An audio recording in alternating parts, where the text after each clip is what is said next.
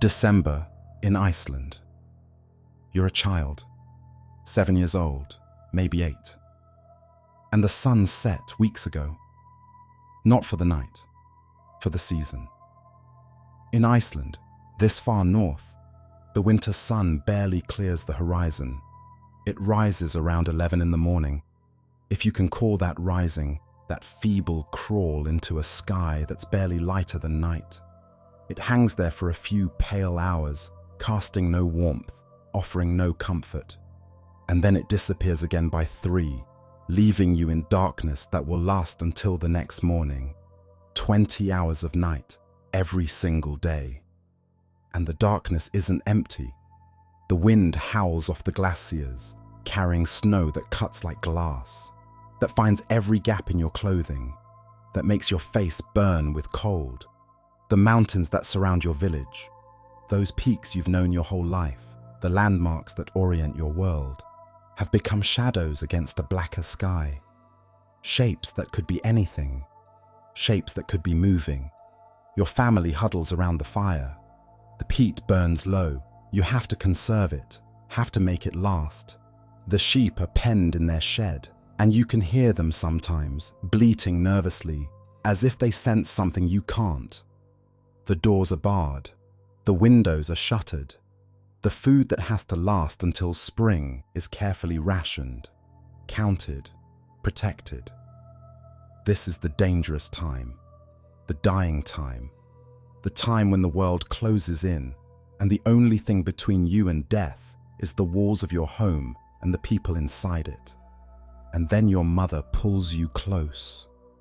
Her voice drops low, and she tells you to be good. Not the way parents usually tell children to be good, vaguely, without real consequence. A suggestion more than a command. She means it. She's afraid. You can see it in her eyes, feel it in the way her fingers grip your shoulder, hear it in the tension beneath her words. Because something is coming down from the mountains. Not one thing, 13 things, one every night for the next 2 weeks, arriving like a countdown to something worse. They'll come to your door, they'll come to your window, they'll peer inside and take what they want, and there's nothing you can do to stop them. And behind them, sending them ahead like scouts, like the first tremors before an earthquake, comes their mother. She's always hungry, and she only eats one thing. Her name is Gryla, the Ogress, the child eater, the thing that lives in the mountains and comes down every Christmas to feed.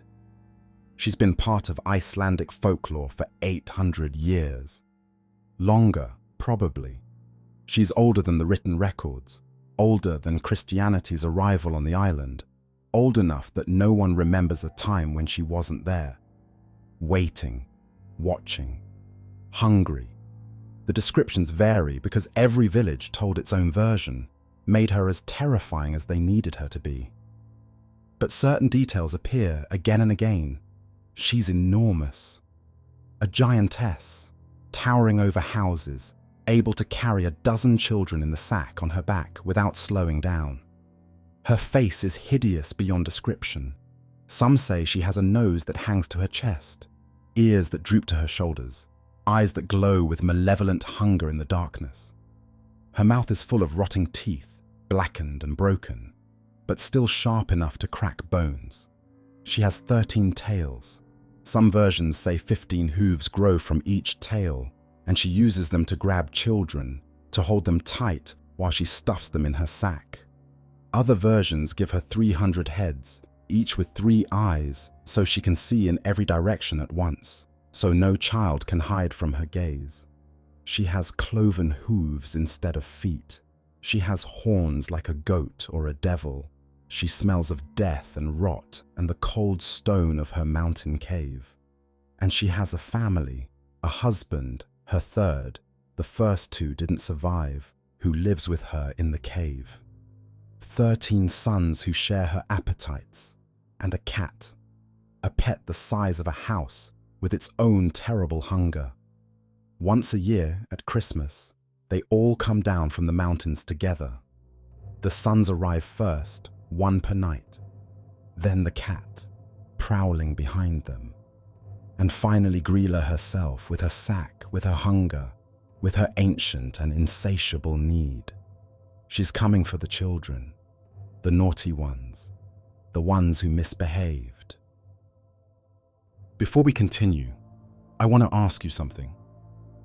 If you believe these dark myths, strange histories, and forgotten legends are worth remembering, if you believe that the terrors our ancestors faced should not be lost to comfortable modern ignorance, you can help us continue this work by liking this video and subscribing.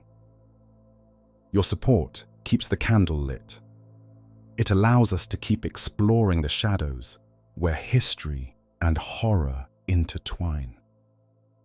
Every view, every subscription, every share helps us dig deeper into the past that others would prefer to forget.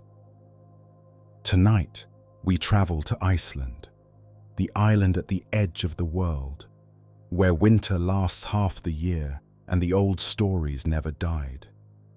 We'll meet Gryla, the ogress who's been eating Icelandic children for 800 years. We'll trace her origins from ancient giantess to Christmas monster, and we'll ask why she survived when so many other myths faded away. We'll meet her 13 sons, the Yule lads, who arrive one per night in the weeks before Christmas. Thieves and vandals, tricksters and tormentors, each with his own strange obsession and his own way of making your life miserable. And we'll glimpse her pet, the Yule Cat, a monster so strange, so uniquely terrifying that it deserves its own story, which it will get soon enough. But this isn't just a story about monsters. It's a story about survival, about what Christmas meant when you lived on a frozen volcanic rock in the North Atlantic, surrounded by 20 hours of darkness, and you needed your children to behave because disobedience could doom the entire family. It's a story about fear as a tool, about terror as a teaching method, about the darkness we created to prepare our children for the darkness that was real. This is what Christmas looks like when death is always close, when the cold can kill you, when the mountains themselves might be hungry. Welcome to the Midnight Archives. Gryla is old, not old by human standards, old by the standards of mythology itself.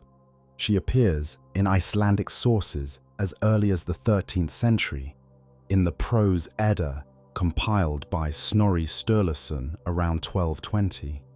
She's mentioned in poems from the same era, referenced as though she's already well known, already established, already a figure that needs no introduction. This means she's older still. Oral traditions don't spring into being fully formed. They evolve over generations, passed from parent to child, refined by countless tellings before anyone thinks to write them down. If Gryla was established enough to appear in 13th century texts, she'd been haunting Icelandic imaginations for centuries before that. The earliest versions don't connect her to Christmas at all. In those first mentions, she's simply a troll, a giantess, one of the many dangerous beings that populate the Icelandic wilderness, the mountains, the lava fields, the glaciers, all the places where humans didn't belong and couldn't survive. She threatened travelers. She demanded tribute. She represented the hostile landscape itself, given form and appetite. The child eating came later, the Christmas connection later still. Sometime during the medieval period, Gryla's mythology began to shift. She became specifically associated with the darkest time of year, with the winter solstice, with the liminal period when the boundary between worlds grew thin and things that usually stayed in the mountains felt free to descend, and she became hungry for a specific prey. Children, not just any children, naughty children, disobedient children, the ones who didn't listen, didn't work, didn't contribute, the ones who cried too much, or complained too often, or ate more than their share. Gryla could smell them, could sense their misbehavior from miles away.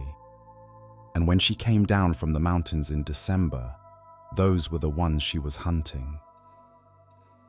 Every village had its own Grýla. That's how folklore works, especially in a place like Iceland, where communities were isolated by lava fields and glaciers, where a village 20 miles away might as well have been on another continent during winter. Each community developed its own version of the stories, its own embellishments, its own specific horrors. So Gryla's appearance varies wildly depending on who's describing her. Some accounts say she has 300 heads. Each head has 3 eyes, 900 eyes total, always watching, always searching for wicked children. You can't hide from something with 900 eyes. You can't escape notice. She sees everything. Others describe a more humanoid figure, but twisted and grotesque. A giantess with a face like a nightmare, bulging eyes, a nose that hangs past her chin, ears that droop to her shoulders, a mouth stretched wide in a permanent hungry grin. Her skin is grey or green or corpse white, depending on the telling. Her hair is matted and filthy, tangled with bones.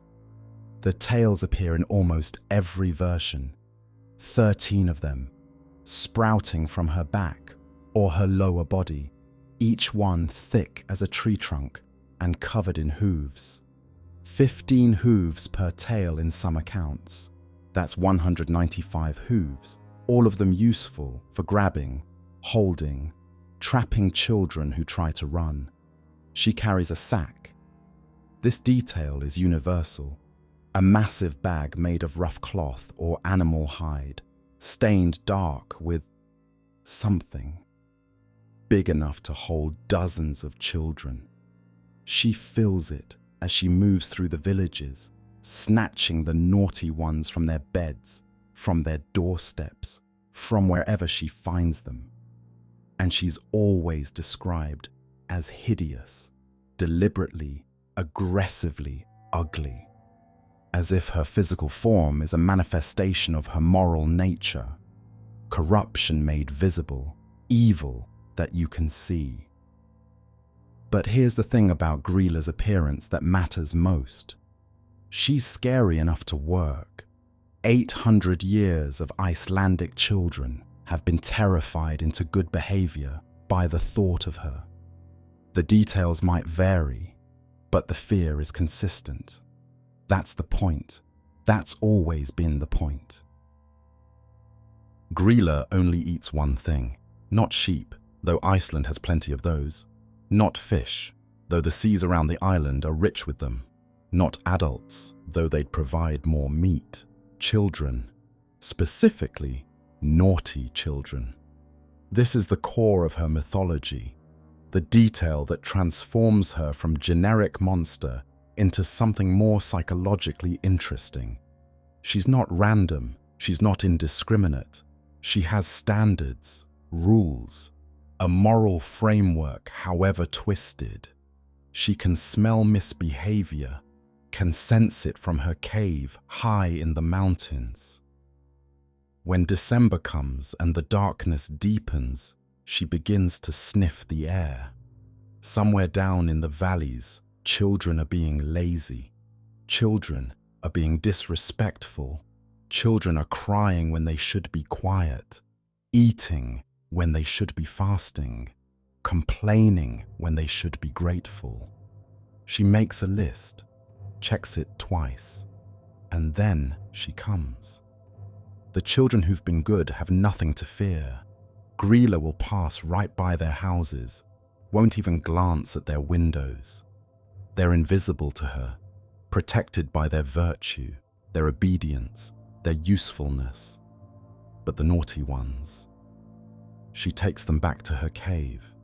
She puts them in her cauldron, a massive iron pot that's always bubbling over a fire that never goes out. She cooks them into a stew, her favorite dish, the only thing that satisfies her hunger. And she's always hungry. No matter how many children she takes, no matter how many stews she makes, the hunger never goes away. It's not physical, this hunger. It's not about nutrition or survival. It's a hunger for punishment, for justice, for the satisfaction of making bad children pay for their badness. She'll never stop. She'll never be full. As long as there are naughty children in Iceland, Grýla will come for them. Even monsters have domestic lives. Grýla has been married 3 times. The fates of her husbands tell you everything you need to know about what kind of creature she is. Her first husband was named Gusta. The stories don't say much about him, only that Gryla eventually left him because she was bored. He wasn't interesting enough, wasn't stimulating, couldn't keep up with her appetites, her energy, her needs, so she discarded him and moved on. Her second husband was named Bolli. He made a different mistake than Gusta. Instead of being boring, he was annoying. He irritated her, got on her nerves, complained too much perhaps, or didn't do his share of the work. Whatever his specific failings were, they proved fatal. Grýla ate him, her own husband, cooked him in the same cauldron where she cooks the children, made a meal of him. Whether this was a crime of passion or a calculated decision, the stories don't say. But the message is clear. Gryla's hunger doesn't discriminate. If you disappoint her badly enough, you become food. Her third husband, her current husband, is named Lepaludi, and he's learned from his predecessor's mistakes. Lepaludi survives by being useless. He's lazy, spectacularly, aggressively, definitively lazy. He sleeps most of the time. He never helps with the cooking or the cleaning or the child catching. He contributes nothing to the household. He's dead weight. And somehow, this is the strategy that works. Gryla tolerates him. Maybe his uselessness is so absolute that it circles around to being inoffensive. Maybe she's simply given up on expecting anything from husbands. Maybe she's too busy with her annual hunts to bother with disposing of him. Whatever the reason, Lepaludi has survived longer than either of his predecessors. The lesson seems to be, if you live with a monster, don't be boring and don't be annoying. Be nothing. Be furniture. Be so thoroughly insignificant that you're not worth the effort of killing. Where does Grýla live? In the mountains. Always in the mountains. The specific location varies by telling. Sometimes she's in the highlands, in the vast uninhabited interior of Iceland, where no human can survive. Sometimes she's in the Dimmaborgir, the dark castles, a field of dramatic lava formations in northern Iceland that look like the ruins of some ancient and terrible civilization. But wherever she is, the cave itself is always the same. It's enormous. It has to be. It houses Gryla herself, her useless husband, her 13 giant sons, and her massive cat. It's a space built for monsters, with ceilings high enough for a giantess to stand upright and passages wide enough for a dozen troll children to pass. The cauldron dominates the main chamber. It's always bubbling. The fire beneath it never goes out, has never gone out, in all the centuries since Gryla first made her home here. The contents of the pot are always stewing, always ready, always waiting for fresh ingredients. Bones litter the floor. Small bones, child-sized bones. The remnants of 800 years of Christmas hunts, never cleaned up, never removed. They crunch underfoot when anyone walks through the cave. They're a record of everyone Gryla has ever eaten. The smell is indescribable. Rot and smoke and something cooking. Something that might once have been meat, but has been stewing so long it's become something else. The smell permeates everything. The walls, the floor, the furniture, the clothes of everyone who lives there. And yet, this is a home, a functional, inhabited space. Lepaludi sleeps in his corner. The 13 sons come and go, heading down to the villages on their annual errands. The Yule Cat prowls the perimeter, watching for intruders. Gryla herself sits by her cauldron, stirring, tasting, waiting for December. It's a family, a terrible family, but a family nonetheless. Gryla's children are called the Jolasveinarnir. In English, we translate this as the Yule lads. It sounds almost charming. Lads suggests something youthful and mischievous, maybe a bit naughty but ultimately harmless. Like boys who might steal apples from an orchard or play pranks on their neighbours. The reality is considerably darker. The Yule lads are trolls, giants, the sons of a child-eating ogress and whatever creature fathered them. The stories are unclear on this point, and perhaps it's better not to ask. They're not children, despite being Gryla's offspring. They're ancient, as old as their mother or nearly so. They've been descending from the mountains every December for as long as anyone can remember. There are 13 of them. This number is consistent across virtually all tellings of the story. 13 sons, 13 nights, 13 distinct personalities and obsessions. They arrive one per night, starting on December 12th. Each one makes his way down from the mountains, visits the villages, does whatever his particular nature compels him to do, and then stays for 2 weeks before returning home. By Christmas Eve, all 13 are in the villages simultaneously. By January 6th, the last day of Christmas in the old Icelandic calendar, they've all gone back to their mother's cave. In the original folklore, they weren't gift givers. They weren't cute. They were thieves and harassers and vandals, each one dedicated to a specific form of torment.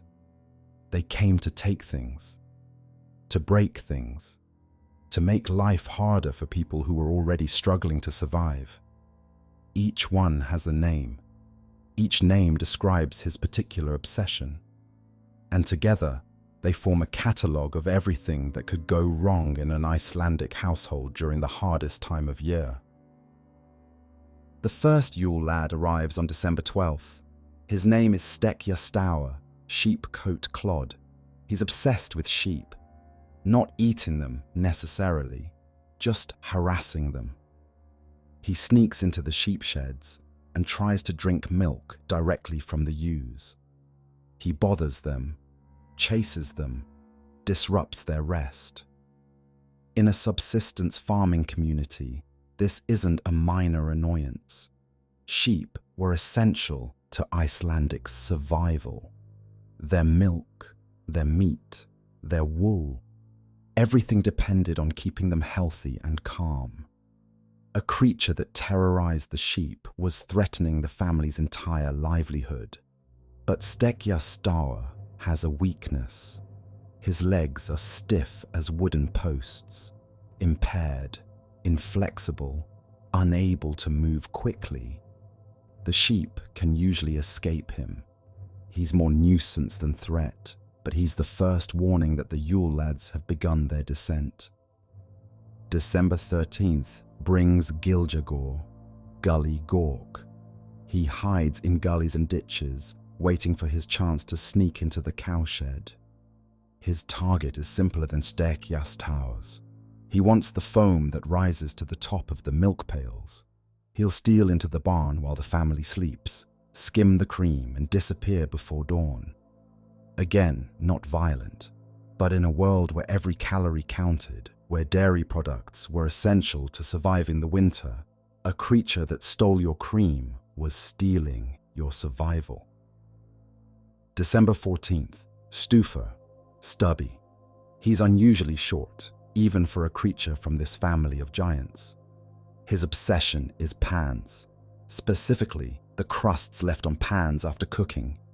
He steals the pans and scrapes them clean, eating whatever stuck to the surface. December 15th, Thvurus, spoon licker. This one is described as emaciated, constantly hungry, never satisfied. He steals Thvura, the long wooden spoons used for stirring pots, and licks them clean. He's always starving, always desperate. His hunger is pitiable, but his theft is still a violation. Notice the pattern. Each Yule lad targets food, not meals, not stores, but the scraps, the leftovers, the things a struggling family might try to save or reuse. They're not taking the feast, they're taking the margins. And in a subsistence economy, the margins are what keep you alive. December 16th, Potaskafil, pot scraper. Similar to Stubby, but more aggressive. He doesn't just take pans, he takes pots. He'll eat whatever's left inside them, no matter how old, how crusty, how barely edible. He's not picky, he's thorough. December 17th, Askaslakia, bowl licker. He hides under beds. This is the first Yule lad who enters the domestic space directly, who invades the home itself, rather than just the outbuildings. He waits beneath the bed until someone puts down their asker, a wooden bowl with a lid used for eating. Then he snatches it and licks it clean. Imagine knowing something is under your bed, something waiting, something patient. Every night from December 17th until New Year's, it's down there, watching for your bowl, ready to grab it the moment you're not paying attention. December 18th, Hurdaskelia, door slammer. He doesn't steal anything, he doesn't eat anything, he just slams doors, all night long. Every door in the house, over and over, keeping everyone awake, making rest impossible. This might seem less threatening than food theft, but consider what sleep deprivation does to people already struggling through the darkest time of year, already exhausted from the endless work of winter survival, already vulnerable to illness and accident and despair. Hurdaskelia doesn't take your food, he takes your peace, and peace, in an Icelandic December, was precious beyond measure. December 19th, Skyrgama, Skyer Gobbler. Skyer is a traditional Icelandic dairy product, similar to yogurt but thicker. It was a staple food, a crucial source of protein and fat during the winter months. Skyrgama is obsessed with it. He'll break into any container, consume everything, destroy what he can't eat. He's a glutton on a scale that defies reason.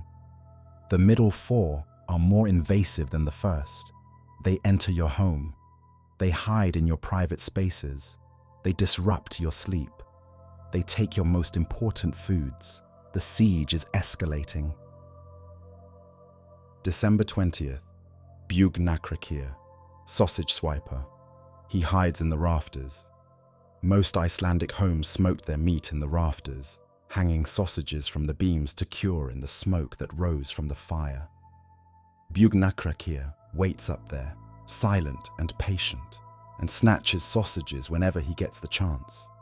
The violation here is vertical. He's above you, in your own home, in your own rafters. Something is hiding overhead. You can't see him in the shadows. You might not even know he's there until your Christmas sausages start disappearing. December 21st. Gluggagegia, window peeper. The winter solstice brings the Yule lad who watches. He peers through windows, looking for things to steal, but also just looking, observing, taking note of everything inside your home. He's the voyeur of the family, the spy. Even when he's not stealing anything, you know he's out there. In the darkness beyond your window, watching you eat, watching you sleep, watching everything you do, and reporting back to his mother about which children have been naughty. December 22nd. Gatatafur, doorway sniffer. He has an enormous nose, comically large, grotesquely oversized. He can smell bread baking from miles away. He follows the scent, presses his giant nose against doorways, sniffing for food. When he finds what he's looking for, he breaks in and takes it. The image is almost ridiculous. A giant, trollish nose pressed against your door, sniffing, sniffing. But the ridiculousness doesn't make it less threatening.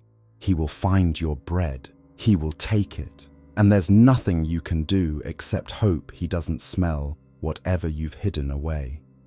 December 23rd. Ket Krokur, meat hook. The most aggressive of the Yule lads. He carries a hook, a long, sharp implement designed for grabbing meat. He uses it to steal hung meat, especially the smoked lamb that Icelandic families prepared for Christmas. He'll reach through windows, through gaps in the walls, through anywhere his hook can fit. Meat hook arrives the night before Christmas Eve.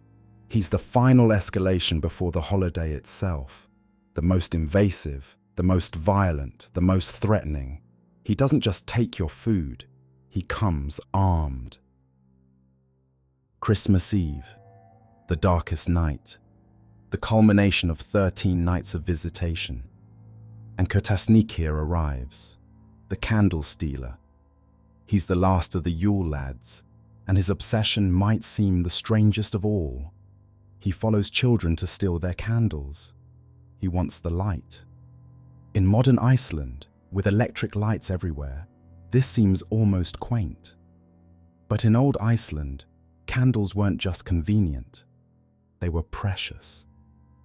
They were made from tallow, rendered animal fat, which meant they were technically edible. Kotasnikir eats them. But more than that, candles were light. In a world with 20 hours of darkness, light was life. Light was safety. Light was the tiny circle of warmth and visibility that kept the endless dark at bay. Kotasnikir doesn't just take your candles, he takes your light. On the darkest night of the year, he leaves you in complete blackness. All 13 Yule lads are in the villages now. For the next 2 weeks, they'll roam freely, stealing, harassing, watching, slamming doors. And behind them, finally descending from the mountains herself, comes their mother. Gryla is coming, and she's hungry. Let's be clear about what the original Yule lads represented. They weren't gift bringers. They weren't friendly spirits come to spread Christmas cheer. They weren't the Icelandic equivalent of Santa's elves, working behind the scenes to make the holidays magical. They were threats, personified anxieties, every fear that an Icelandic family might have during winter, given a name and a face and a specific way of making that fear real. Food theft, that's the core of most of them. Look at the list again. Spoon licker, bowl licker, pot scraper, skyer gobbler, sausage swiper, meat hook, Even the first ones, sheepcoat clod and gully gawk, are trying to steal dairy from the animals. In a subsistence society where starvation was a real possibility every single winter, creatures that stole your food were stealing your life. This wasn't petty theft. This was existential threat. And notice what they're taking, not the main stores, not the preserved fish, or the dried meat, or the carefully rationed grain substitutes. They're taking the margins, the scraps, the foam off the milk, the crusts in the pans, the leftovers that a struggling family might try to save or reuse. In a world where those margins meant the difference between surviving until spring and not, the Yule lads weren't taking luxuries. They were taking survival itself, one small piece at a time. Sleep disruption. Doorslammer doesn't take anything physical. He doesn't steal food or goods or possessions. But he takes something just as precious. Rest, recovery, the ability to face another brutal day of winter survival with enough energy to do the work that needs doing. Sleep deprivation kills, not quickly, not obviously, but it degrades your judgment, weakens your immune system, makes you more vulnerable to illness, an accident, and mistake. In a world where one bad decision could doom your family, a creature that stole your sleep was stealing your capacity to make good decisions. Surveillance, window peeper, and doorway sniffer don't just steal, they watch, they observe, they violate the privacy of your home, make you feel exposed, remind you that even behind closed doors you're not safe from observation. And of course, they're reporting back to Gryla. They're noting which children misbehave. They're compiling the list of who deserves to be taken. You're always being watched. Your sins are always being recorded. Someone is always keeping track. Loss of light. The final Yule lad, candle stealer, takes candles. On the darkest night of the year, he takes your only defense against the overwhelming blackness. Light was survival in Iceland, not metaphorically, literally. Without light, you couldn't work, couldn't see danger coming, couldn't maintain your sanity through the endless dark months. Candles were precious, expensive, essential. Candle stealer doesn't take food, he takes hope. He takes the ability to push back against the darkness, even a little. These aren't random monsters. They're specific. They're targeted. They represent exactly what people feared most, attacking in exactly the order designed to maximize dread. The Yule lads were a calendar of terror, a countdown to Christmas made of every fear that the season could hold. The Yule lads aren't scary anymore. If you go to Iceland today during Christmas season, you'll see them everywhere, but as cheerful figures in red and white, basically 13 Icelandic Santas. They appear in shopping malls, on television specials, in children's books where they're mischievous but ultimately benevolent. Now children leave shoes on the windowsill starting December 12th. Each night, a different Yule lad visits. If the child has been good, the shoe contains a small gift in the morning. If they've been bad, it contains a rotting potato. The transformation happened gradually over the 20th century.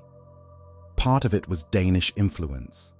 Denmark ruled Iceland for centuries, and Danish Christmas traditions, including the gift-giving aspects, seeped into Icelandic culture. Part of it was American influence, as Coca-Cola's Santa Claus imagery spread around the world and reshaped how everyone thought about Christmas figures. Part of it was simply changing times. As Iceland modernized, as electricity reached every home, as famine became a distant memory rather than an annual threat, The old fears lost their power. Parents didn't need to terrorize children into obedience anymore.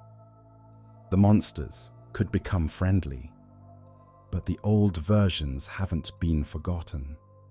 In some households, in some villages, in the stories grandparents tell, when the power goes out and the old darkness seems to return, the Yule lads are still thieves, still vandals, still the vanguard of something worse coming down from the mountains. The friendly versions are a mask. The original faces are still there, underneath, waiting. There's one more member of Gryla's household we need to meet. Her pet, Jolasveinarnir, the Yule Cat. Imagine a cat the size of a house, fur black as a December midnight. Eyes that glow with reflected firelight, or maybe with their own internal flame. Claws that could gut a horse. Teeth that could crush a human skull like an eggshell. It prowls the countryside on Christmas Eve, moving between villages, sniffing the air, hunting. But the Yule Cat doesn't hunt mice or birds, or even the livestock that other predators might target. It hunts people, specifically people who haven't received new clothes before Christmas Eve. This sounds absurd. A monster that enforces fashion? A creature whose victims are determined by their wardrobe? It seems like a joke, a bizarre quirk of folklore that makes no rational sense. But there's a logic to it. A terrible, revealing logic that says something important about Icelandic society and what it took to survive. The Yule Cat deserves its own telling. There's a deep history here, tied to Iceland's wool economy, to the autumn labor that the whole community had to complete before winter set in. The wool had to be processed, sheared, washed, carded, spun, woven, sewn. Everyone had to contribute. Everyone had to work. If you received new clothes, it meant you had worked. It meant the wool had been processed, the garments had been made, the community had succeeded. The new clothes weren't just clothing, they were proof of labor, proof of contribution, proof that you had done your part. If you hadn't received new clothes, it meant something had gone wrong. You hadn't worked, or no one had valued you enough to make clothes for you, or the household had failed, hadn't processed enough wool, couldn't afford to give everyone something new. The Yule Cat ate people who weren't clothed because it ate people who weren't valued, people who hadn't contributed, people who had been abandoned by their community or who had abandoned their responsibilities to it. That's a story worth exploring in depth. The economics of terror, the monster that punishes poverty and loneliness and failure. We'll return to the Yule Cat. It has secrets we've only begun to glimpse.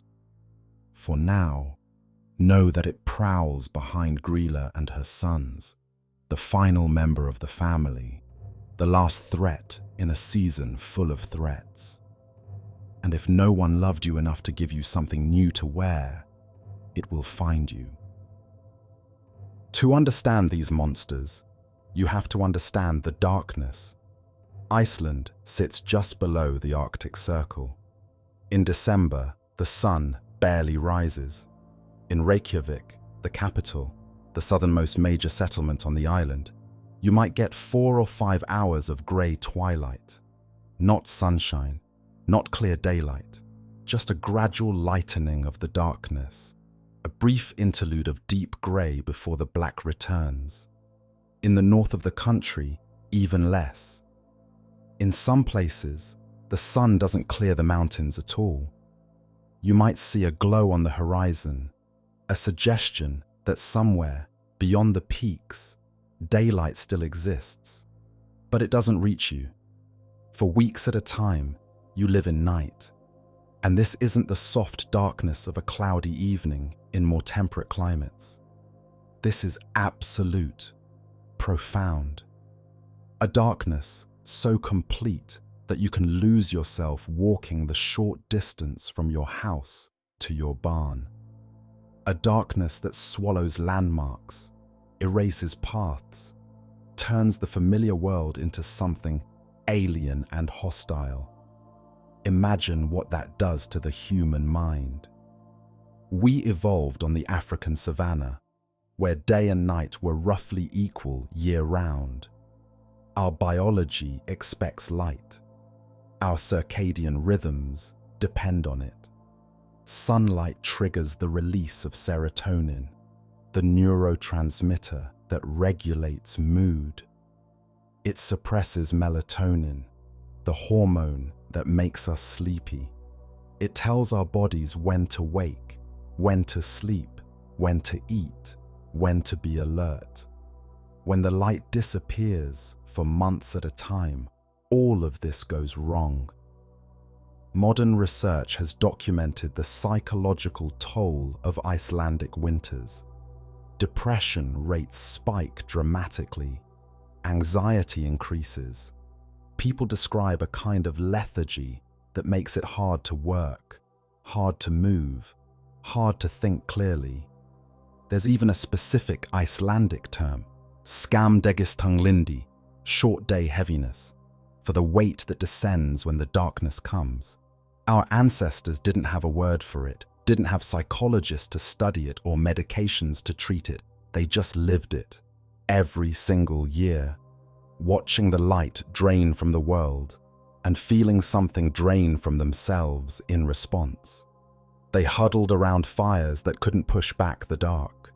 They worked by candlelight, precious, expensive candlelight that they couldn't afford to waste, that had to be rationed like food.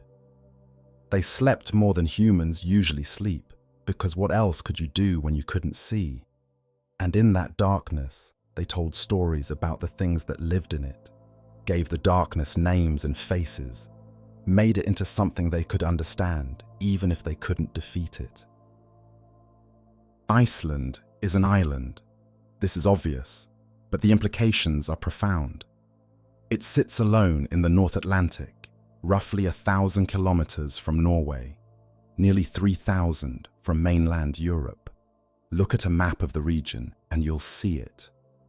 A solitary landmass surrounded by nothing but cold grey sea. The nearest help, the nearest civilization, the nearest anything was weeks away by ship, and ships didn't sail in winter. When the storms came, and they came every year, reliably, violently, the sea routes closed. The fishing boats stayed in harbour. The merchant vessels that connected Iceland to the outside world remained wherever they'd ended up when the weather turned. For 6 months or more, the island was cut off completely. Once the weather turned, you were trapped. Whatever community you had when the snow started falling, that was it. Those were the people you would see until spring. Those were the only people in the world as far as practical reality was concerned. If you didn't get along with your neighbors, too bad. If you'd had a falling out with your family, too bad. If someone in the village was dangerous or cruel or insane, too bad. You were stuck with them until the ice melted. Even within Iceland, travel was nearly impossible. There were no roads, not in any meaningful sense, not the kind you could reliably follow in a blizzard. Villages were separated by lava fields that stretched for miles, their black rock invisible under the snow, by glaciers that could swallow you whole, by rivers that had no bridges, that froze solid enough to cross some years and not others, by mountains that couldn't be passed when the weather was bad. A village 20 miles away might as well have been on another continent.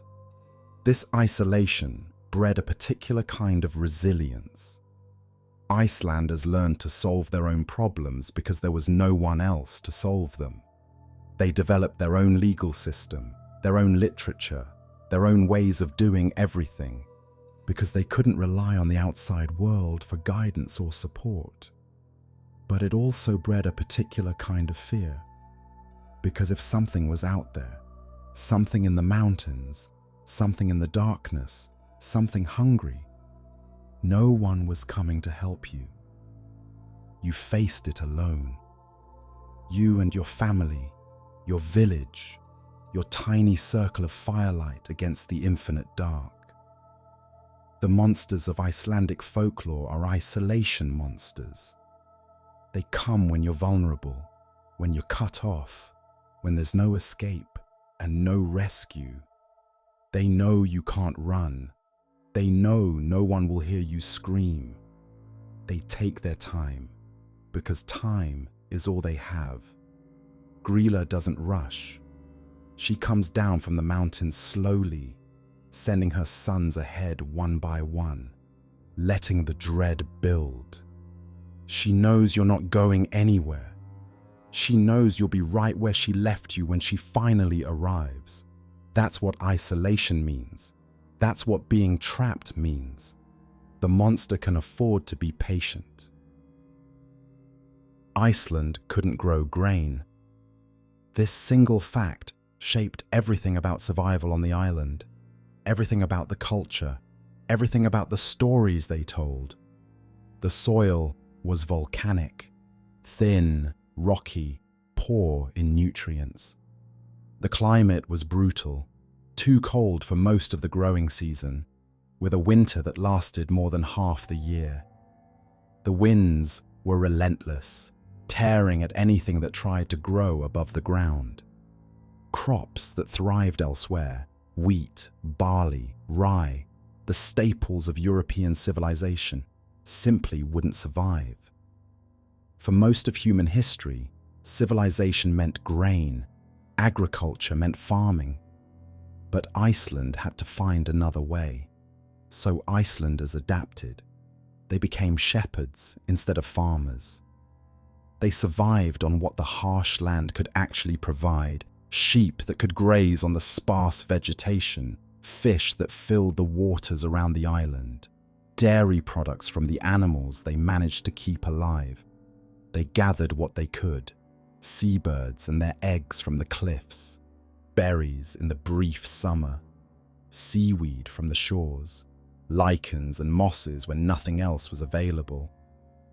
They preserved what they couldn't eat immediately. They dried fish in the wind until it was hard as wood. They smoked meat in their rafters, letting it cure slowly over the fires that burned all winter. They fermented what would otherwise spoil, most famously hungrier, Greenland shark that was poisonous when fresh, but became merely disgusting after months of fermentation. But even with all these adaptations, famine was never far away. A bad fishing season meant hunger. A disease that swept through the sheep meant starvation. A winter that arrived early or lasted late meant calculating how much food remained and how many mouths needed feeding and whether the math would work out. The 18th century brought catastrophe on a scale that's hard to comprehend. In 1783, the Laki volcano erupted. It didn't destroy Iceland with lava or pyroclastic flows. It destroyed it with poison. Volcanic gases spread across the island. The grass died. Without grass, the sheep died. Without sheep, the people died. 20 to 25% of Iceland's population perished in the years following the Laki eruption. 1 in 4 or 5 people gone. Not from the volcano directly, but from the famine that followed. From the cascade of consequences that occurs when the fragile food system collapses. This is the world that created Gryla. A world where starvation was always possible, always threatening, always just one bad season away. A world where a creature that threatened your food supply wasn't just scary, it was existential. Where every scrap, every morsel, every leftover crust in a pan might be the difference between surviving until spring and joining the dead in the frozen ground. In this environment, children had to work. Not as a character-building exercise, not because idle hands were the devil's playground, not for any of the reasons modern parents might encourage their children to do chores. Children had to work because survival demanded it, because everyone had to work, because there simply weren't enough adults to do everything that needed doing. And if the children didn't contribute, the family might not make it through the winter. Think about what had to be done. The animals needed tending, feeding, watering, cleaning, checking for illness. The fire needed maintaining, feeding, watching, ensuring it never went out because relighting it in the dead of winter was difficult and dangerous. Food needed preparing, endless processing and preservation work that took hours every day. Water needed hauling. Fuel needed gathering. 1,000 small tasks that added up to the difference between life and death. Children gathered eggs from the seabirds' nests on the cliffs. Children helped with the sheep during lambing season. Children carded wool, sitting for hours, pulling the raw fleece through metal teeth until it was ready for spinning. Children fetched and carried and cleaned and assisted in 100 ways. A child who refused to work wasn't just being difficult. They were a threat to the family's survival. A child who ate more than their share wasn't just being greedy. In a famine year, they might be taking food from a sibling's mouth, condemning someone else to starvation. A child who wandered off, who got lost in the snow, who needed to be searched for. That child was consuming resources the family couldn't afford to spend. The searchers who went looking for them weren't doing their own essential work. The energy spent on rescue was energy not spent on survival. So how do you make children understand this? You can try to explain the economics of subsistence farming, the caloric mathematics of survival, the brutal calculus of limited resources and unlimited need. Or you can tell them about Gryla. The monsters weren't arbitrary, they were tools, pedagogical instruments designed to solve a specific problem. How do you make children behave when misbehavior could kill everyone? You make the consequences terrifying. You make them personal. You make them immediate. Be good, or the Ogress will eat you. Work hard, or the Yule Cat will take you. Don't steal food. Don't waste resources. Don't cause trouble. Or you'll end up in the sack, in the cauldron, in the stew. Fear was a teaching method. Terror was a technology. And in a world where the wrong behavior could doom an entire family, it was a technology that worked. Why do cultures create monsters that specifically target children? It's a question worth sitting with, because the practice is nearly universal, not just common, universal. Every culture, on every continent, throughout all of recorded history, has invented creatures whose primary purpose is to frighten young people. The bogeyman, El Coco, Baba Yaga, the Namahage, Krampus, the Babau, Der Kinderschreck. 1,000 names in 1,000 languages, all describing the same thing, something that comes for children who misbehave. Why? The obvious answer is behavioral control. Parents want children to behave. Children, left to their own devices, will not always behave. Threats work, at least in the short term. A monster provides a threat that doesn't require the parent to be the bad guy. The monster is the enforcer. the punisher, the consequence. The parent is just the messenger, warning the child about forces beyond anyone's control. I'd let you stay up late, but Grýla is watching. I'd give you more food, but the Yule Cat will know you've been greedy. The parent isn't the villain. The parent is on the child's side, trying to protect them from external dangers. This preserves the parent-child relationship while still maintaining discipline. But there's something deeper happening here. Children are vulnerable. They know they're vulnerable.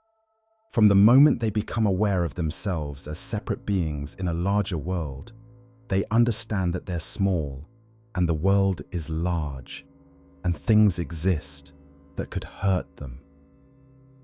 This awareness creates anxiety, free-floating, formless dread about all the dangers they can sense but not understand. They feel that something is wrong, that threats exist, that bad things happen to people like them, but they don't know what exactly to be afraid of. Monsters give that formless dread a shape. Better to fear Grýla than to fear the nameless darkness. Grýla has rules. She has characteristics. She can be understood in a way that abstract danger cannot. She only takes naughty children, so be good and you're safe. The monster transforms incomprehensible danger into comprehensible danger. It takes chaos and gives it structure. This is actually comforting in a perverse way. If Grýla is the threat, then the threat can be managed. Follow the rules, do your work, be obedient. The monster creates a world where virtue is rewarded and vice is punished. A world more orderly than reality, where bad things happen to good people all the time for no reason at all. The monster lies to children about how the world works. But it's a lie they need to hear, a lie that makes the world bearable, a lie that gives them something to do with their fear besides drown in it. Grýla is not unique. Every culture has its child-frightening figure. The bogeyman in English-speaking countries, a vague, shadowy presence that takes children who don't go to sleep. El Coco in Spanish-speaking cultures, a shapeless monster that eats disobedient children. Baba Yaga in Slavic traditions, a witch who lives in a house on chicken legs and may or may not eat the children she encounters. Japan has the Namahage, demons who visit homes on New Year's Eve, asking if there are any naughty children present. Germany has Krampus, the horned demon who accompanies Saint Nicholas, punishing bad children while Nicholas rewards good ones. The list goes on and on, across cultures and centuries. These figures do similar psychological work everywhere they appear. They externalize danger. The threat isn't coming from inside the family, it's coming from outside. The parents aren't the enforcers, they're the protectors. The monster is the enemy. This preserves the parent-child relationship while still maintaining discipline. They create clear rules. The monster's targeting criteria are always specific. Bad behavior, laziness, disobedience. The child knows exactly what will attract the monster's attention. Avoid those behaviors, and you're safe. They make fear productive. Instead of paralyzing anxiety about a dangerous world, the child has actionable steps. Work hard. Listen to your parents. Don't wander off. The fear is channeled into useful behavior, and paradoxically, they make the world feel safer. Because if the danger has rules, then safety is possible. The alternative, a world where bad things happen randomly without reason or pattern, is much more frightening than any monster.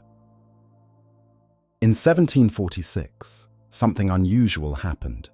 The Icelandic government, then under Danish rule, administered by a hierarchy of officials who reported back to Copenhagen, issued an official decree.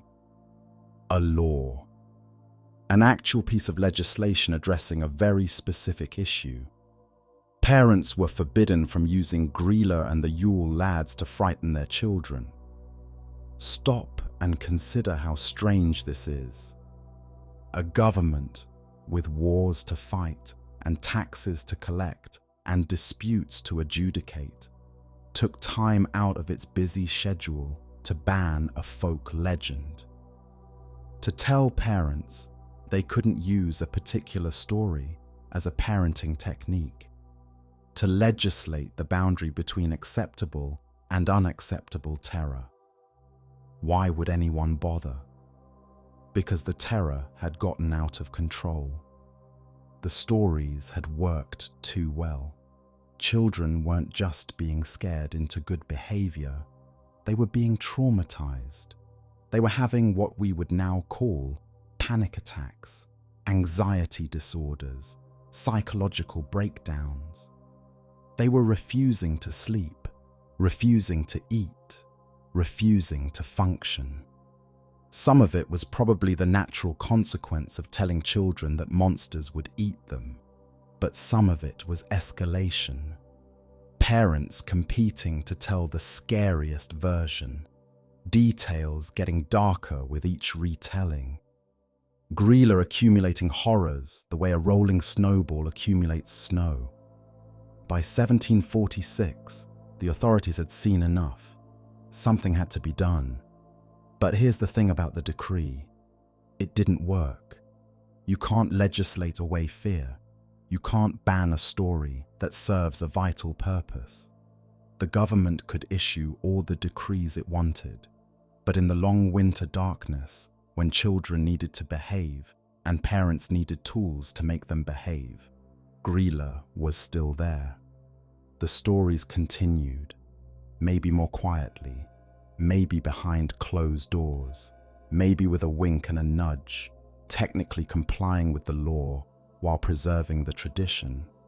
But they continued because Gryla worked, because she filled a need that no government decree could fill instead. Because some things are more powerful than laws. The decree is still on the books, technically. It was never formally repealed. But no one enforces it. No one could enforce it. Gryla doesn't care about legislation. She never has. Today, the Yule lads leave presents in shoes. Gryla appears in children's television shows. The whole Christmas monster tradition has been softened, commercialized, made safe for modern sensibilities. Is this a good thing? In some ways, obviously yes. We don't need to traumatize children anymore. We have other tools for encouraging good behavior, tools that don't involve threatening them with being eaten by an ogress. But something is lost in the sanitization. The honest acknowledgement that the world is dangerous. The old stories didn't pretend everything was fine. They looked directly at the threats: starvation, darkness, isolation, death, and gave them faces. They prepared children for hardship by being honest about hardship, the respect for what our ancestors survived. When Gryla becomes a cartoon character, it's easy to forget what she represented. The real hunger, the real darkness, the real desperation that led people to tell these stories in the first place. The understanding of fear as a legitimate tool. We've pathologized fear in modern culture. We treat it as something to be avoided, managed, eliminated. But fear is also useful. It kept our ancestors alive. It taught them to be careful, to be vigilant, to take threats seriously. The sanitized versions are more comfortable, but comfort isn't the only value. Sometimes it's important to remember what we were afraid of and why. Step back and look at Gryla's household. An ogress who eats children, a useless husband who contributes nothing but somehow hasn't been eaten himself, 13 troll sons who are thieves and vandals, each one defined by a single obsessive behavior they can't control, a giant cat that devours anyone without new clothes. It's a nightmare family, a collection of monsters living in a cave in the mountains, coming down once a year to terrorize the population below. And yet, look closer, it's recognizable. There's the domineering mother who runs everything, who makes all the decisions, does all the important work, holds the family together through sheer force of will. Without her, the whole thing falls apart. The sons can't feed themselves. They're too specialized, too obsessive, too trapped in their individual patterns. The husband is useless. But Gryla keeps the cauldron bubbling. Grýla keeps everyone fed. There's the incompetent father, Lepaludi, sleeping in his corner, contributing nothing, surviving only because his wife allows it. He's not evil. He's not actively harmful. He's just there, taking up space, consuming resources, a weight the family carries because getting rid of him would be more trouble than keeping him. There's the troublesome children, each one a problem in their own way, each one defined by their worst impulses, the stealing, the peeping, the gluttony, the destruction. They cause trouble wherever they go. They embarrass the family, but they're still family.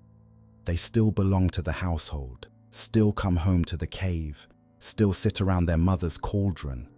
There's even the family pet, massive, dangerous, loyal in its own way, but requiring management, requiring feeding, requiring attention. There's almost something comforting about this. Even the embodiment of child-eating terror has domestic arrangements.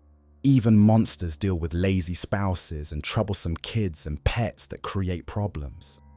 Even the thing that lives in the mountains and comes to devour the wicked has to manage a household. The horror is mixed with something approaching comedy. The terror is leavened with the absurd. And that mixture, the recognition that even monsters live ordinary domestic lives in their own monstrous way, is part of what makes these stories so enduring. We recognize them, not just as threats, but as people. Terrible people. People we'd never want to meet, but people nonetheless. That recognition makes them real in a way that pure abstractions never could be. Consider Gryla as a mother figure. By human standards, she's a failure. Her sons are criminals.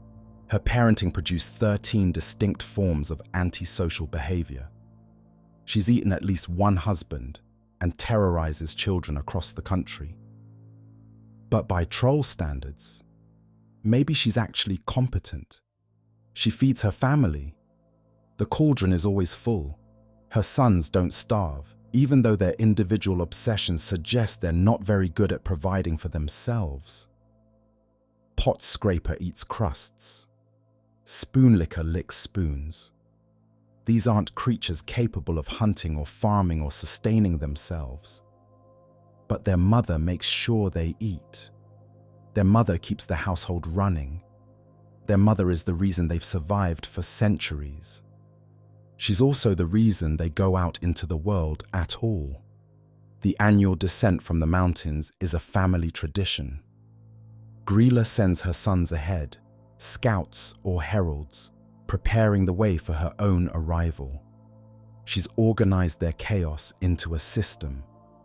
In a culture where strong mothers often held families together through impossible circumstances, where women's labor was essential to survival, Gryla reflects a certain reality. The mother as engine of the household. The mother as the one who makes everything work, even when everything else is broken. She's a terrible mother, but she's also, in her way, an effective one. Lepaludi, Gryla's surviving husband, is one of Folklore's great comic figures. He does nothing. This is his defining characteristic. Not evil, not threatening, just profoundly, comprehensively useless. While Gryla manages the household, gathers children, keeps the cauldron bubbling, organizes the annual descent, Lepaludi sleeps. He survived where his predecessors didn't because uselessness, apparently, is the only safe strategy. What does he represent? In a subsistence farming culture, the useless man was a genuine fear. A husband who didn't work, didn't contribute, consumed resources without producing anything. That husband was a threat to survival. He ate food someone else had gathered. He took up space someone else could use. He was dead weight in a world where every ounce of weight mattered. Lepaludi is that fear made flesh. The worst husband imaginable, kept alive only because his wife is powerful enough to sustain him. There's contempt in how the stories portray him. Mockery. He's a joke, a punchline, an example of what not to be. Every Icelandic man hearing these stories knew. Don't be Lepaludi. Don't be the creature so useless that even a monster only tolerates you. The 13 Yule lads are, in a sense, children who never grew up. Each one is defined by a single obsession, a single bad behavior, crystallized into identity. Spoon Licker doesn't just lick spoons sometimes, it's all he does. Skyer Gobbler doesn't just like skier, it's his entire being. Their warnings made flesh. Look at your child sneaking scraps from the pot. If he doesn't learn to control that impulse, he'll become pot scraper. Look at your child spying through windows. If she doesn't learn to respect privacy, she'll become window peeper. Every Yule lad is a cautionary tale, a demonstration of what happens when bad behavior isn't corrected. You don't just do something wrong, you become something wrong. Your vice consumes you until it's all that's left. This is actually sophisticated moral psychology, encoded in monster stories. We become what we repeatedly do. Our habits shape our character. The small transgressions, left unchecked, become large transgressions. The child who steals spoons becomes the creature who can do nothing else. The Yule lads aren't random assortments of weirdness. They're a catalogue of childhood sins, extrapolated to their logical conclusions. They're the answer to the question, what happens to bad children who never learn? They become this. They join Gryla's family. They descend from the mountains every Christmas forever, trapped in patterns they can't escape. Christianity came to Iceland in the year 1000. It was a political decision as much as a religious one. The Althing, Iceland's parliamentary assembly, voted to adopt the new faith, partly to avoid conflict with Norway, partly to maintain national unity. From that point forward, Iceland was officially Christian. But you can't legislate belief. You can't erase centuries of tradition with a vote. Gryla didn't disappear. She couldn't. She was too useful, too embedded, too necessary to the way Icelandic society functioned. So she adapted. The church tried to suppress her. She was clearly pagan, a giantess, a troll, something from the old religion that Christianity was supposed to replace. Priests preached against the old superstitions.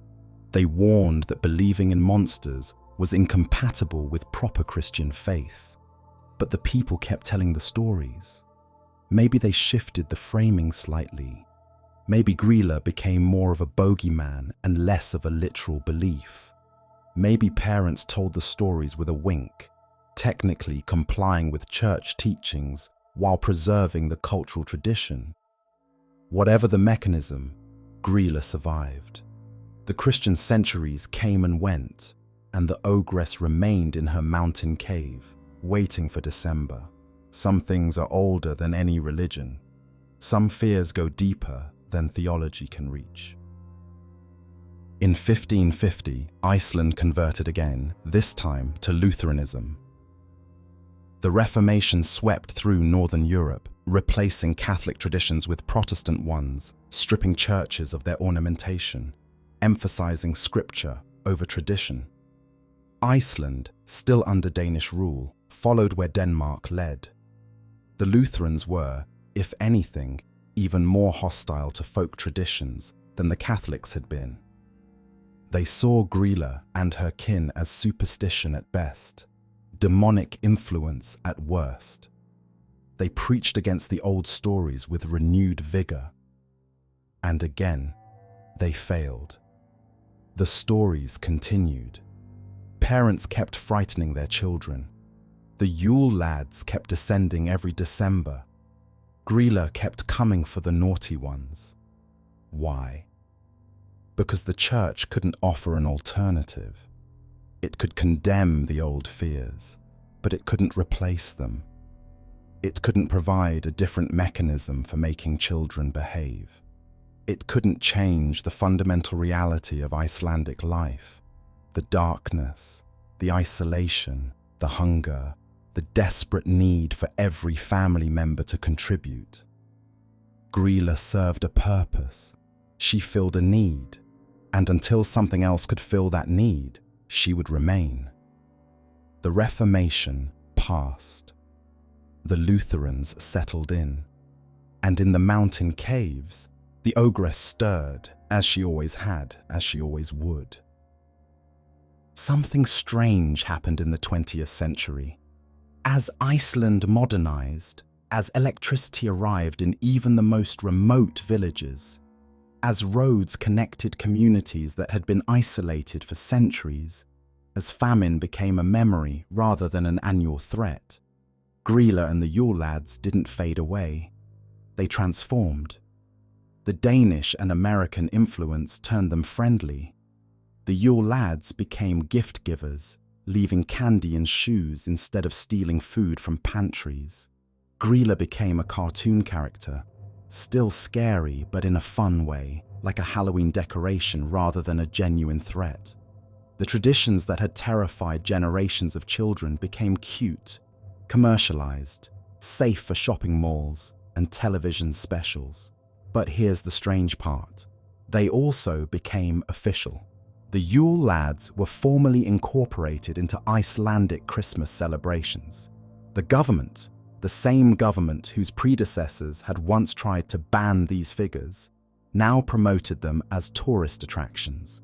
They appeared on stamps. They featured in cultural campaigns. They became, somehow, a point of national pride. This wasn't an accident. It was a deliberate choice, made for deliberate reasons. Iceland, in the 20th century, was asserting its cultural identity. After centuries of Danish rule, the country had finally gained independence in 1944. It was building a modern nation, joining the international community, becoming part of the larger world. But becoming part of the larger world meant risking becoming like the larger world.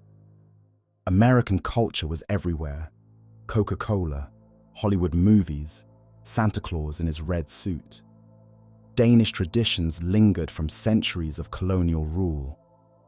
There was a danger that Iceland would lose its distinctiveness, would become just another small European country with nothing to mark it as unique.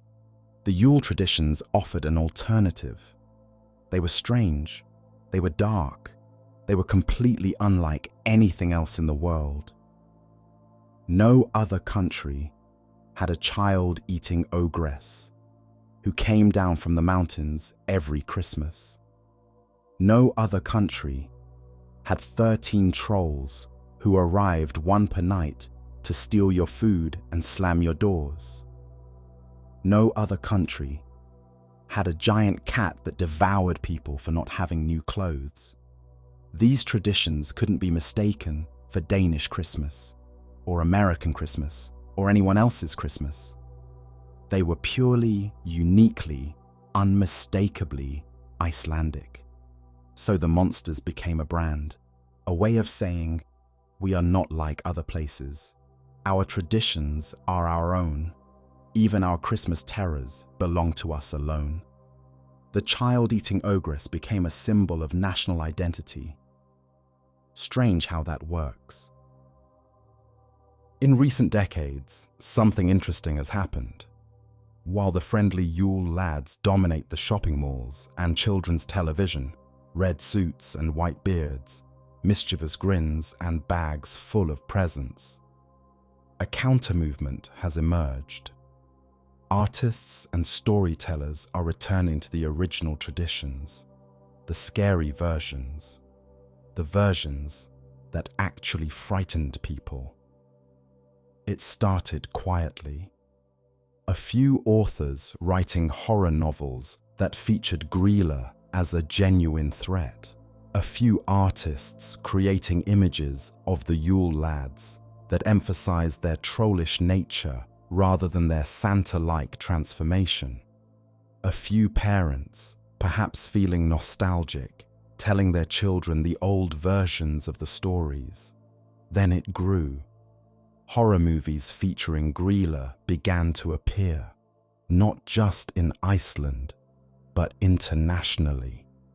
The image of the child-eating ogress descending from the mountains proved to have universal appeal. Everyone understands the fear of being hunted. Everyone understands the fear of something terrible coming for the children. Books and comics appeared that emphasized the darkness, the child-eating, the mountain caves, the bubbling cauldron. Artists competed to create the most terrifying images of the Yule lads. Not cute elves in costumes, but genuine trolls, twisted figures, things you wouldn't want to meet in the darkness. Museums and cultural institutions got involved. Exhibitions about the real Yule traditions. Educational programs that explained what the stories originally meant, what fears they encoded, what survival pressures they reflected. Why the revival? Why now? Part of it is the universal appeal of horror. People like being scared in controlled doses. The safe thrills of monster movies and haunted houses are popular everywhere. Gryla offers a different flavor of fear. Older, stranger, rooted in a specific place and culture. Part of it is reaction against sanitization. The friendly Yule lads feel fake to some people, inauthentic, a dilution of something that used to matter. There's a desire to reconnect with the original tradition, even when, especially when, that tradition is disturbing, and part of it is a recognition that something was lost. The sanitized versions are comfortable, but comfort isn't everything. Sometimes it's important to remember what we were afraid of and why. Sometimes the darkness has something to teach us that the light does not. The scary Gryla is coming back, not to replace the friendly version entirely. Both can coexist, serve different purposes, appeal to different audiences. But to remind us what was lost, what was real, what waited in the darkness before we found ways to push the darkness back. Some of us want to remember, some of us need to. Grýla is many things at once. She contains multitudes, every fear condensed into a single terrible figure. She's famine, the hunger that descended every winter that couldn't be reasoned with, or bargained with, or escaped. The hunger that took children first, because children were vulnerable, because children had less reserves, because their small bodies couldn't withstand what adult bodies might survive. Gryla comes from the mountains, from the wild places where food doesn't grow, where nothing human can survive, and she consumes those who can't protect themselves. She's always hungry. The hunger never goes away. No matter how many children she takes, no matter how much she eats, she's still starving. This is how famine works. It doesn't end when it's taken what it needs. It takes and takes and takes until there's nothing left. She's the wilderness, everything beyond the village, beyond the firelight, beyond human control. Iceland is a landscape unlike anywhere else on Earth. Volcanoes and glaciers, lava fields that stretch for miles, highlands so inhospitable that even today they're mostly uninhabited. It's beautiful and deadly, and it doesn't care about human survival. Grýla is that landscape given form and appetite. She lives where humans can't. She thrives where humans die. She represents everything outside the tiny circle of civilization that Icelanders carved from the hostile world. She's the devouring mother, a figure that appears in mythology worldwide, the mother whose love becomes consumption, whose nurturing becomes destruction. She feeds her family by feeding on families. She's maternal instinct, twisted into something terrible, protective love inverted into predatory hunger. Every child fears, on some level, being consumed by their mother, being absorbed back into the parent, losing their individuality, ceasing to exist as a separate person. Gryla makes that fear literal. She puts children in her belly. She takes them back into herself in the most final way possible. She's judgment, the arbiter who sorts good children from bad, who rewards virtue with survival and punishes vice with death. She's the moral order of the universe, simplified to a level children can understand. Be good or be eaten. Her standards are clear. Her punishments are certain. There's no ambiguity, no appeals, no second chances. In a world full of random suffering, where good people starved and bad people prospered and nothing seemed fair, Gryla offered a kind of cosmic justice. The naughty are punished, the good are spared. The universe makes sense, even if it's terrifying. And she's real. Not literally, of course. There's no ogress living in the mountains, no cave full of bones, no cauldron bubbling with child stew. But the things she represents, hunger, wilderness, judgment, death, those are real. They shaped Icelandic life for centuries. They killed people. They determined who survived and who didn't.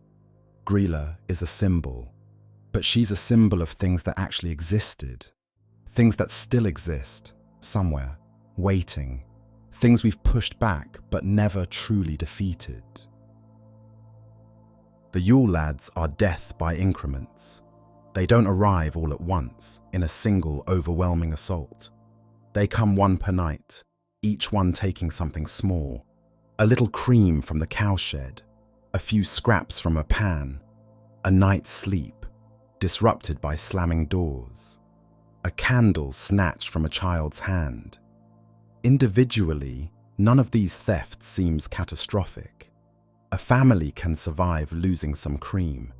A pan's worth of scraps isn't the difference between life and death. One sleepless night won't kill you, but they add up. This is how winter kills you. Not all at once, not dramatically, not in a single terrible moment that you can point to and say, that's when it went wrong. Winter kills you slowly, gradually, incrementally. A little less food each week. The stores you thought would last until March, running out in February. A little more exhaustion each day. The sleep disrupted by cold, by worry, by doors that slam in the wind. A little less hope each morning. The darkness wearing you down, grinding away at your will to continue.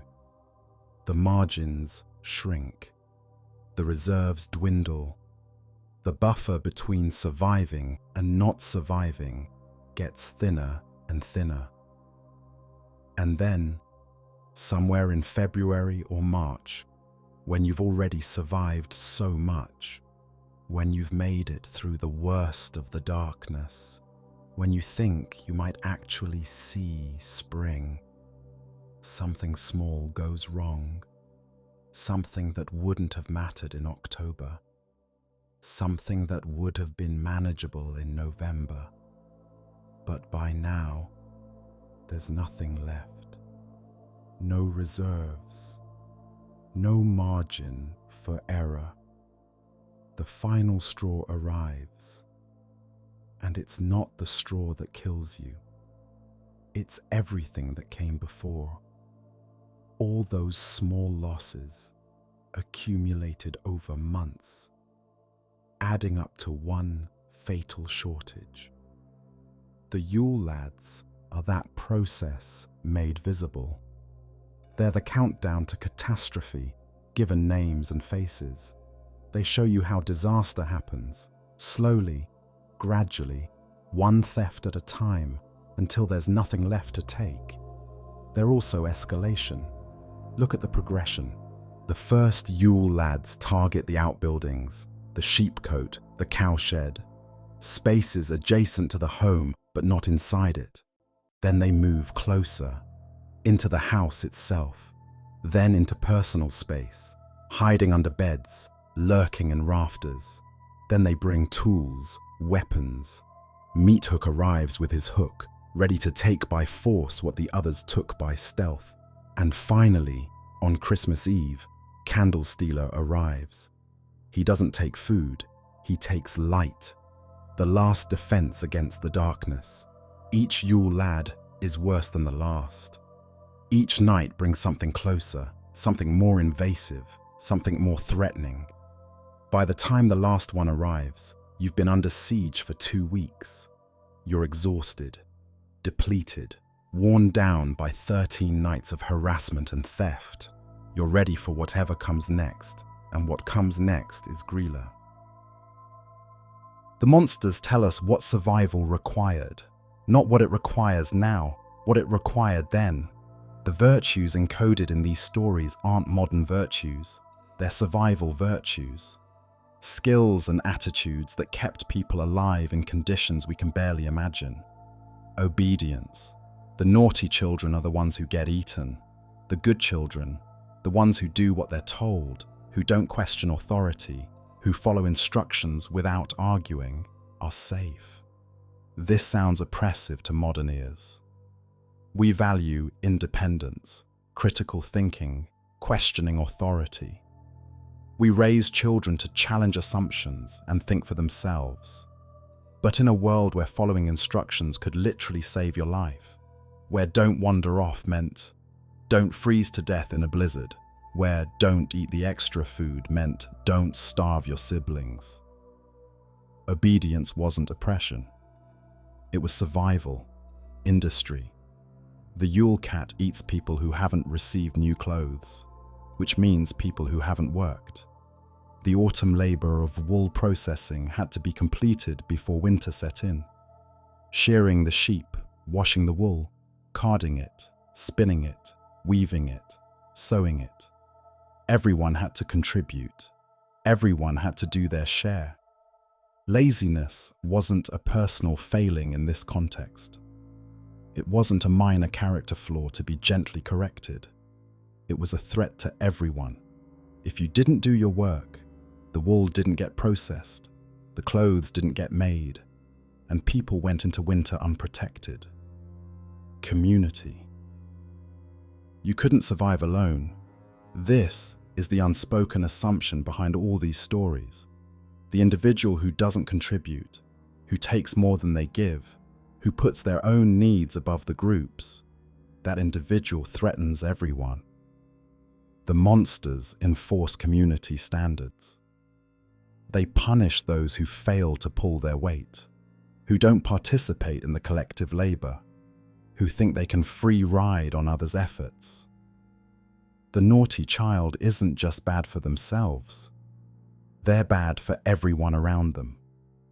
And fear, useful fear, productive fear, fear that motivates, that focuses, that keeps you alert to genuine dangers.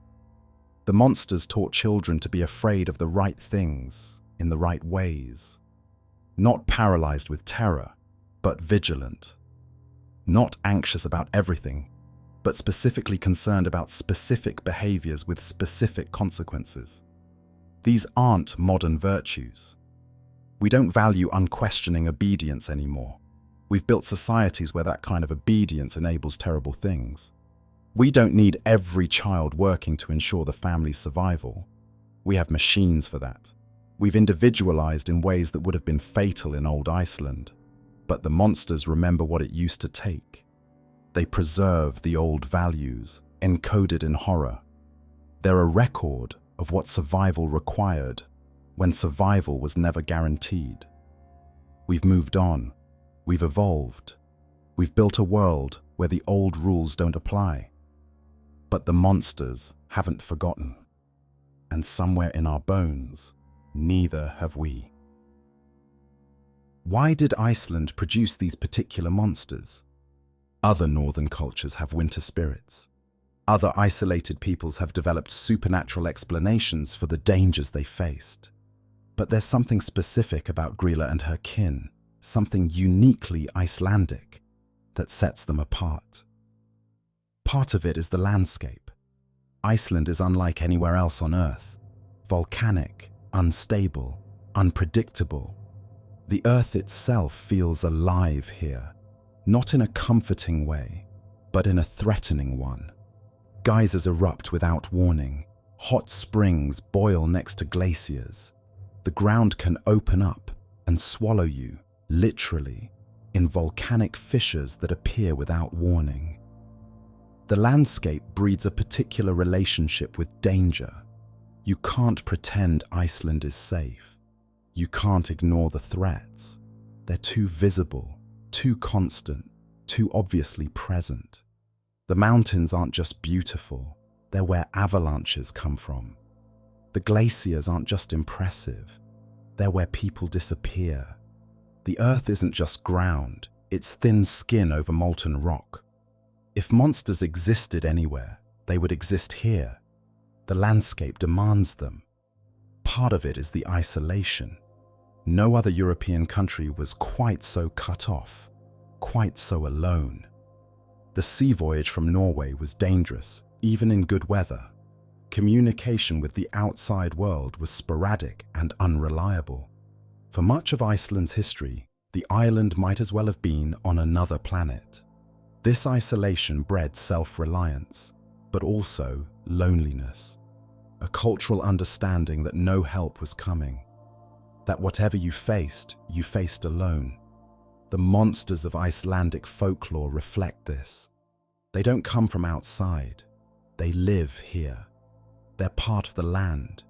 You can't escape them by leaving because there's nowhere to go. Part of it is the darkness. Half the year without proper daylight. More time spent in shadow than in sun. The darkness became part of the Icelandic character. Familiar, almost comfortable, but also charged with possibility. What lived in all that darkness? What had all that time in the shadows produced? The creatures that emerged from this darkness are appropriately dark themselves.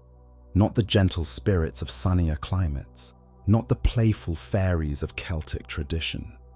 Icelandic supernatural beings are harsh, dangerous, morally ambiguous at best.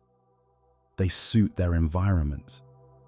And perhaps most tellingly, Iceland today has the highest rate of horror fiction readership in the world. More people buy horror novels per capita in Iceland than anywhere else. There's something in the national character that's drawn to darkness, that finds comfort in fear, that never looked away from the shadows, even after electricity pushed them back. Gryla makes sense here, in a country that embraces the macabre, that tells jokes at funerals, that has never pretended the world was safe or gentle. An ogress who eats children at Christmas is almost expected, almost necessary. Of course, there's a monster. There have always been monsters. What else would there be? Tonight, somewhere in Iceland, the first Yule lad is making his way down from the mountains. Sheepcoat clod, stekjastar, the one with the wooden legs, stiff and creaking, unable to bend at the knee. He's the eldest, or at least the first to arrive, the vanguard, the scout. He's leaving the cave where he spent the year, that dark space filled with bones and the smell of his mother's cooking. He's leaving his brothers, who will follow him one by one over the coming nights. He's leaving Lepaludi, his useless stepfather, snoring in the corner. He's leaving the cat, which watches him go with those glowing eyes, and he's heading down toward the farms. The journey takes hours. The mountains are steep, the paths treacherous, the snow deep enough to swallow a man. But Sheepcoat Clod has been making this journey for centuries. He knows the way. He could walk it blind, and in the December darkness, he practically does. By nightfall, he'll reach the sheepcotes, the outbuildings where farmers keep their flocks through the winter. He'll harass the animals, try to steal their milk, cause whatever trouble his limited mobility allows. The sheep will bleat in distress. The farmers will wake to find their animals spooked, their milk pails disturbed, strange tracks in the snow that don't quite look human. And then Sheepcoat Clod will settle in. He's not leaving. Not for 2 weeks. He'll prowl the farms every night, taking what he can, watching what he can't take, waiting for his brothers to join him. Tomorrow night, Gully Gawk follows. Then Stubby, then Spoonlicker. One by one, night after night, the mountain disgorges its children into the valleys where humans live. Somewhere in the villages, children are already anxious. Have they been good? Have they done their chores? Have they been obedient, industrious, worthy of being spared? The first Yule lad is on his way. The countdown has begun. And behind them, always behind them, comes their mother. Grýla stirs in her cave. She's been waiting all year for this. The darkest time, the hungry time, the time when the world tips toward death and the boundary between her realm and the human world grows thin. The cauldron that's been simmering all year begins to boil more vigorously. She's been feeding it scraps, bones, the remnants of last year's harvest. But it's not enough. It's never enough.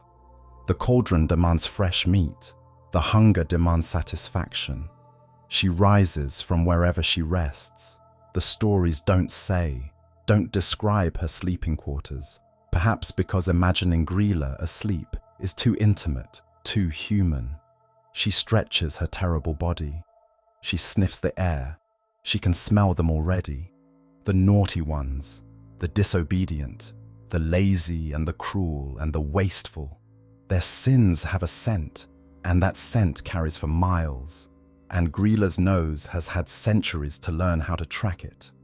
Her sons report to her as they descend, one by one. Windowpeeper tells her what he's seen through the glass. The children who didn't do their chores, who talked back to their parents, who stole food when they thought no one was watching. Doorway Sniffer describes what he smelled at the thresholds, the houses where things are wrong, where children have misbehaved, where the stink of wickedness seeps under the doors. She compiles the information, makes her list, plans her route, and then, when her sons have softened the villages, when 13 nights of theft and harassment have worn down the defenses, exhausted the watchfulness, made everyone too tired to stay alert, she descends. She brings her sack, that massive, terrible bag, stained dark with the residue of centuries. Empty now, but not for long. Never empty for long. She comes to the doors and windows of every home where a naughty child lives. Her tails probe the openings. Her hands, massive, gnarled, strong enough to break bones, reach inside, and she takes what she's come for. The sack fills. Quickly sometimes, slowly others, depending on how naughty the village's children have been. The small shapes squirm inside. The muffled sounds leak through the fabric, then back up the mountain, back to the cave, back to the cauldron. The stew thickens with fresh ingredients. She's been doing this for 800 years. She knows every valley, every village, every family with children. She remembers who she's taken before. She remembers whose grandparents were naughty, whose parents barely escaped, whose siblings made it into the sack. She'll keep doing this for 800 more. Some hungers don't fade with time. Some appetites don't diminish with feeding. Gryla is eternal. Gryla is patient. Gryla is always, always hungry. And she's coming. The Yule lads don't ask if you've been good the way Santa does. Santa Claus, the American version, the Coca-Cola version, the one that's spread across the world, asks about goodness in a vague, forgiving way. Have you been nice? Have you tried your best? Did you mean well, even if you made mistakes? The bar is low. Almost everyone passes. Almost everyone gets presents. Grýla and her sons ask something different. They don't care about your feelings, your intentions, your excuses. They don't want to know if you tried your best or had a hard year or meant well despite your failures. They don't factor in circumstances or context or the difficulties you faced. They ask something simpler, something harder, something that admits no negotiation. Have you done the work? Have you contributed? Have you earned your survival? Because in Iceland, in winter, in the endless darkness at the top of the world, being nice isn't enough. Wanting to be good isn't enough. Feeling bad about your failures isn't enough. You have to actually produce. You have to actually contribute. You have to be someone the community needs, someone who adds more than they consume, someone whose absence would be felt. The monsters don't judge your heart. They judge your actions, your output, your usefulness. They ask the cold question that winter itself asks. Are you worth keeping alive? Our ancestors faced that question every year, not as metaphor, as reality. The weak didn't always survive. Resources were limited. When there wasn't enough food for everyone, decisions had to be made. The unproductive were a burden. The community, harsh as it sounds, sometimes had to choose who would eat and who would go without. Gryla was those choices, made into a monster. She was the selection pressure, the survival calculus, the brutal arithmetic of not enough resources and too many mouths. She was the village elder who had to decide which children would be fed this week. She was the father who had to choose between his strong son and his sickly daughter. She was every terrible decision that scarcity forced upon people who didn't want to make them. She still asks her question, even now. even in a world of central heating and grocery stores and darkness pushed back by electric light? Have you done the work? Have you contributed? Have you earned your place in the world of the living? The answers matter less now than they used to. We've built systems that protect the unproductive. And that's good. That's moral. That's how a civilized society should work. We value people beyond their utility. We don't leave anyone to the ogress, not anymore. But the question persists. In our anxieties, our imposter syndrome, our fear that we're not doing enough, not achieving enough, not worthy of the space we take up, the nagging voice that asks what we've contributed today, what we've produced, whether we've earned our continued existence. Gryla is still asking, and somewhere, deep down, in the parts of our brains that evolved on the savannah and survived the ice ages and remember what scarcity felt like, we're still afraid we don't have a good answer. Stay warm out there. Stay useful. And if you hear something on your roof tonight, footsteps, sniffing, the creak of a wooden leg, leave something out, just in case. The Yule lads are coming. Their mother is right behind them, and she's hungry. Until next time.